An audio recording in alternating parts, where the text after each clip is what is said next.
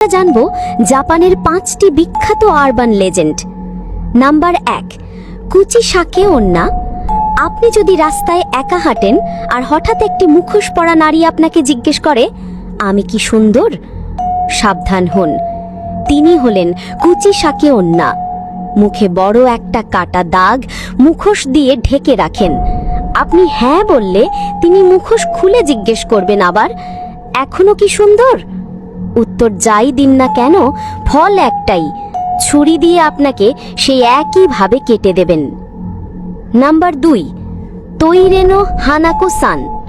স্কুলের টয়লেটে 3য় দরজায় 3 বার কড়া নাড়ুন আর বলুন, হানাকো তুমি কি এখানে?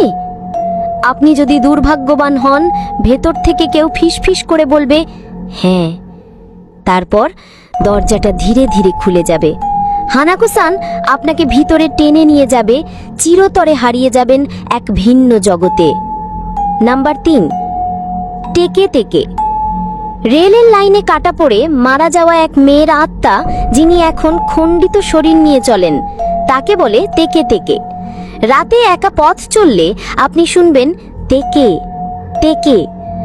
আপনি দৌড়ালেও লাভ নেই, কারণ সে অর্ধেক শরীর নিয়েও এত দ্রুত চলে যে আপনি পালাতে পারবেন না। ধরা পড়লেই কেটে ফেলবে আপনার শরীরটা ঠিক তার মতো। নাম্বার 4, আকামান আওমান। জাপানের কিছু পাবলিক টয়লেটে হঠাৎ বাতি নিভে যায়। তারপর শোনা যায় এক প্রশ্ন, লাল পর্দা না নীল আলো?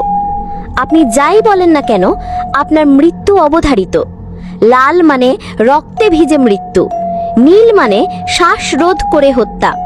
বাঁচতে চাইলে একটাই উপায়, কিছুই বলবেন না, চুপচাপ পালিয়ে যান। নাম্বার 5, গাসা ডোকুরু। এই দৈত্য তৈরি হয় যুদ্ধ ও দুর্ভিক্ষে মৃত হাজারো মানুষের হাড় দিয়ে। এরা রাতে ঘোরে আর খোঁজে জীবিত মানুষকে ধরার। যদি আপনি রাতের নিস্তব্ধতায় কান পাতেন আর হঠাৎ কানে আসে হাড়গুঞ্জনের শব্দ, বুঝে নিন গাসা ডোকুরু কাছেই আছে। দাঁড়ান মানেই মৃত্যু। বিশ্বাস করেন বা না করেন, এই আরবান লেজেন্ডগুলো জাপানে এতটাই বিখ্যাত যে স্কুলের শিশুরাও এগুলো শুনে বড় হয়।